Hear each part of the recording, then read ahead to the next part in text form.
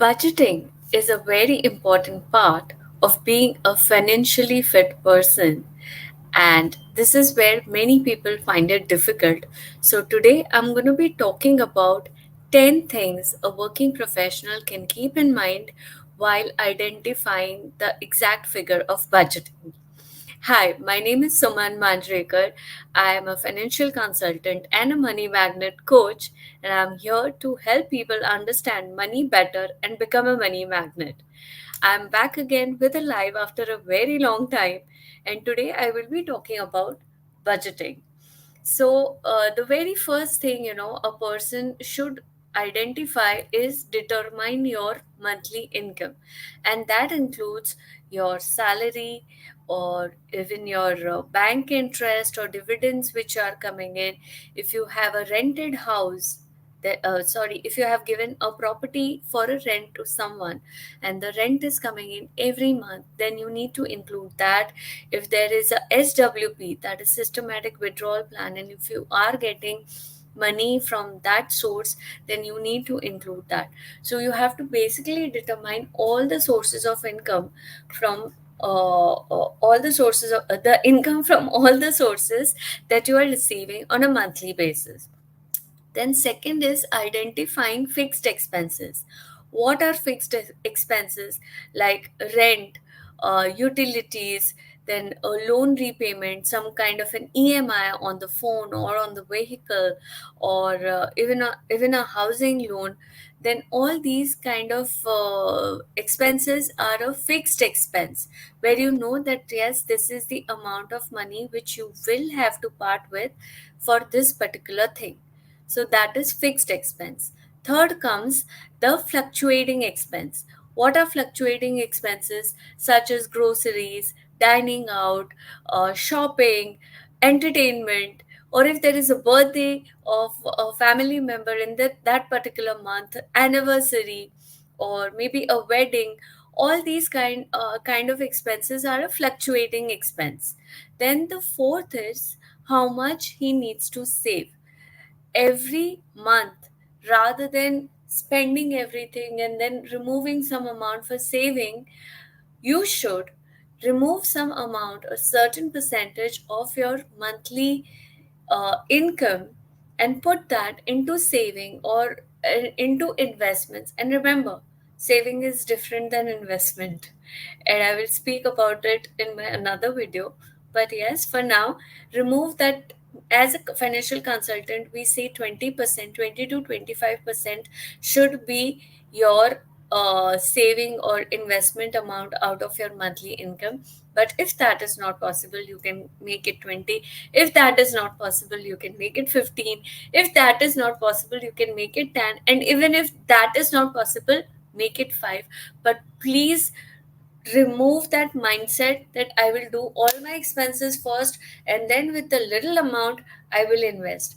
Trust me, you'll never be able to invest. So, yes, you need to figure out that what percentage of your total income you will be setting aside for savings and investments. Then your debt repayment, the EMIs which I spoke about earlier, towards your home loan or vehicle loan or any other kind of loans that you have taken, you need to keep that also in mind. Then, a very important aspect, emergency fund. So 80%, the research says that 80% of people are not even aware of how much should be the emergency fund. So I will just brief you that what should be your emergency fund. Emergency fund should be your monthly expense into 6 months. That is minimum. So, in case of an emergency like a COVID or a war or a natural calamity, your 6 months expense, 6 months kitchen expense is taken care of. At least you will be able to have that bare minimum amount to feed your family. This is called emergency fund.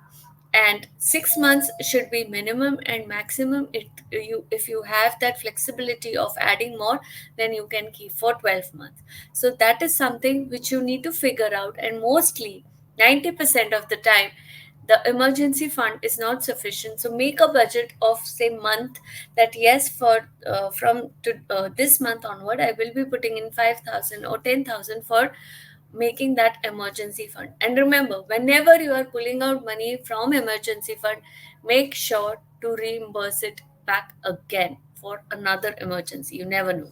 And that is where you will not face a problem of selling the jewelry of the house or taking a gold loan if you have emergency fund in place. Then next is tracking about investments. This is also very important, that every month you, whatever you are spending, be it for your vegetables, for your petrol, or for your maids, or for electricity, have an excel sheet, and as soon as you are making the payment, put that amount in that excel sheet. So track your expenses. And then there are irregular expenses, few of them I think I mentioned in uh, variable expense, but there are irregular expenses like medical health insurance premium, life insurance premium, or some kind of a vehicle maintenance, or maybe there are some household maintenance. At times there is some leakage or some painting or some carpentry work to be done. So these all are irregular expenses, so you should have a budget of 5 to 10,000 on a monthly basis for these kind of expenses also. Then next is a review of your budgetary of your budget regularly. That is your budget in place, whatever you are budgeting, is your expense matching that?